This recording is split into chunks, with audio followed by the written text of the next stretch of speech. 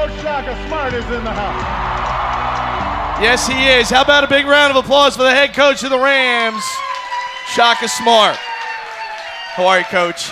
I'm great. How are you, Greg? Great to see you. Great win last night. Thanks. It was fun. It was a lot of fun. Obviously, another packed house, 35th consecutive sellout, and a really entertaining game for us to watch. Entertaining from your point of view? Yeah, it was entertaining. It wasn't as easy going as the Butler game was. It was a battle, and I think our guys really deserve a lot of credit coming out of the Butler game because that was such an emotional game and a great win to come back and be able to play well enough to beat a really good Richmond team and a team that, as you know, always plays us really tough. Rivalry games are kind of like that, though. Regardless of what the talent level is, it just seems like it's always competitive, and you almost bring out the best in each other. No question. And, there's no question that Richmond came to play. They had a lot on the line last night with the game, and they have a good team. They've got some really good guards that can make life difficult when you play the way that we do, and it certainly took 40 minutes for us to beat them.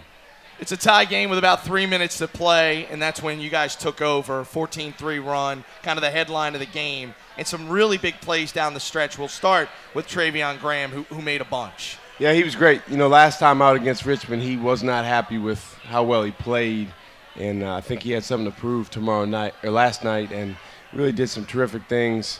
Had some big rebounds and attacked their defense, got to the basket, which was huge for us. Did you think that Havoc and the full court pressure had that wear-down cumulative effect that we've seen happen so many times over the course of the season? Yeah, I think it had an effect, Greg, but I think also the Richmond players did a really good job against it. To be honest with you, last night was one of the few games where I thought about not pressing.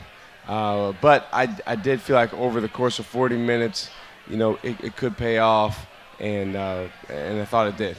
You had 5 guys in double figures last night: Darius, Jew, Trey, Melvin, and Robin. Troy had 9. Tremendous balance in the scoring. I mean, obviously it's going to happen when you score 93, but tremendous balance. Yeah, we got a lot of contributions from those guys, and we needed that because, again, it was not a defensive struggle. It was a game where both teams were scoring a lot of points, and we needed to put points on the board. I'm really proud of the way that our guys played unselfishly on the offensive end and really played with aggressiveness. You have to do that against Richmond's defense. When you have a game in which it's sort of a track meet, how do you try to get back into that defensive mode? Does it just take one stop? Yeah, it's got to be one stop at a time. We stole something from Buzz Williams, the coach at Marquette, who does a terrific job there. And you bowlers out there will recognize this. We call 3 stops in a row a turkey.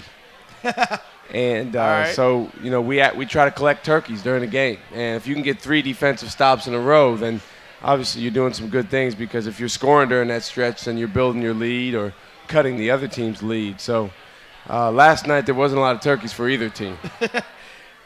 Last night was senior night, and obviously it was great for Darius, Troy, and David.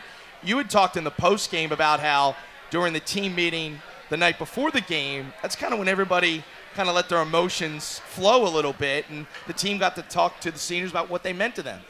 Yeah, we decided to try that this year, Greg, and kind of went around the room and let each guy talk about the seniors. And I told the guys, I said, you can tell a funny story, or you can tell them what they mean to you, or you can, whatever you want to say, and you don't have to say anything. Some guys weren't as comfortable speaking up, but it was great. I mean, we probably took about, 10, 15 minutes on each guy, and we went around the room, and guys made some great comments. There was some laughs, there was some tears, and it's what it's all about. That's what happens when a team cares about one another, and especially at seniors. I know how much you care about all your players, but these 3, you had Darius here earlier in the season, and you talked about you only have one first recruit, and that was your guy. Yeah, he is my guy. And, I told the guys after the game, just because tonight was senior night, it doesn't end here. Right. We want to honor our seniors over the course of the next month and, continue to do great things for them with how we play and the way that we represent ourselves on the court. So There's always one game, your last home game slated as your senior game, but we want to keep that going. Darius was 5 of 8 from the field last night, including a 3, and talked about maybe he could have had a second one there, but yeah, it's almost too wide I open. like the shot. He just hesitated too long on the second one, but he's a guy that's worked extremely hard on his shooting over the last couple of years. Every single night, he's probably in the gym right now, in Franklin Street Gym, working on his shooting. Just spending a lot of time on it. That's not the best thing he does is shoot, but he does take pride in the fact that if people are going to leave him open, that he can knock it down. Have you ever seen a senior night where the player holds up his jersey and then his dad holds up the sign right next to him? It was Ralph Theus last night. No, that made me laugh. And, Mr. Theus and Mrs. Theus are great people, and it was great to have them out there as well. That was fantastic. I think, for the parents, it can be emotional, too. I remember my mom for my senior day, and it's a big investment that parents make, the kids make into their careers, and it goes fast. Now all of a sudden it's coming to an end, and it can be very emotional. I want to hit just a couple stats about last night. One was free throw shooting. You guys were 21 of 25 in the second half, 84%, except for 78 for the game. Yeah, that was important. We needed every one of those, and felt like when we did miss one or two, it was like, we need that. Remember, Javante missed the front end of a one-on-one, but for the most part, the guys did a terrific job. Travion Graham was 5 for 5, and Javante did, I think he was 8 for 11, which is great. We've got some guys that can make free throws. We'd love for our percentage to keep climbing, and it has since basically 10 games into the season. The other stat that stood out to me was just 1 of 4 from the three-point arc in the second half, but you didn't need them. You had so many points in the paint, so many buckets down low that you didn't need to win from beyond the three-point arc last night. Well, we're going to take open threes when we can, but it was a huge point of emphasis to get the ball inside and to drive the ball in this game. So if something had to give, it was maybe we're not going to shoot the ball quite as much from 3. They did a good job on Troy. They didn't really help off of him.